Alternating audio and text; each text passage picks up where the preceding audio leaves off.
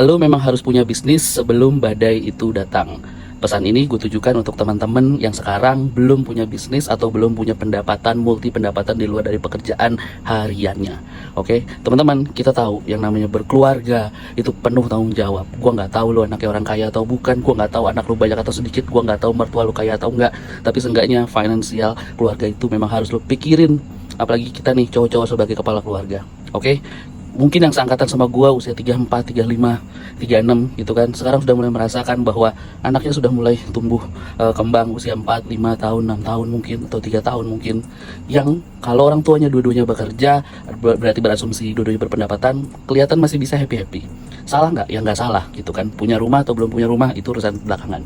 Cuma yang menjadi concern adalah, yang lo harus perhitungkan adalah, yang pertama adalah kenaikan dari pendapatan lo dari tahun ke tahun, sama tanggung jawab atau beban yang harus lo pikul dari tahun ke tahun, dan juga usia produktif. Oke, gua kasih tahu yang dimaksud dengan badai itu nanti akan adanya di usia 38, 39, 40 sampai 45.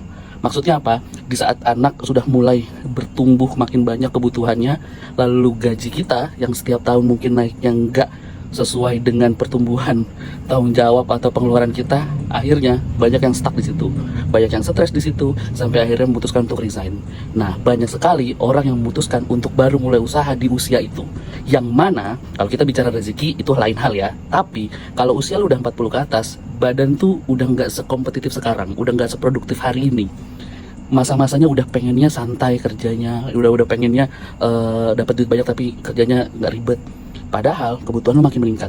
Cerita dari teman-teman gue yang usianya lebih dari 40 yang kebetulan punya bisnis, itu banyak sekali temennya yang resign karena stres, kebutuhannya meningkat, kebutuhan keluarganya meningkat, tapi pendapatan dia nggak mencukupi, akhirnya dia ngelamar kerja. Ngelamar kerja kebetulan di beberapa perusahaan teman gue, sampai akhirnya nggak keterima atau terpaksa keterima tapi dengan gaji yang lebih rendah lagi.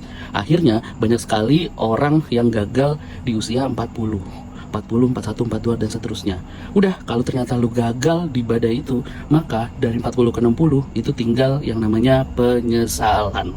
Oke, jadi gue ulangi lagi, pentingnya lu punya bisnis, pentingnya lu punya multi revenue stream dari apa yang lu hasilkan sekarang itu untuk mempertanggungjawabkan tanggung jawab di kemudian hari. Kita nggak ada yang tahu ini akan bagaimana ke depannya.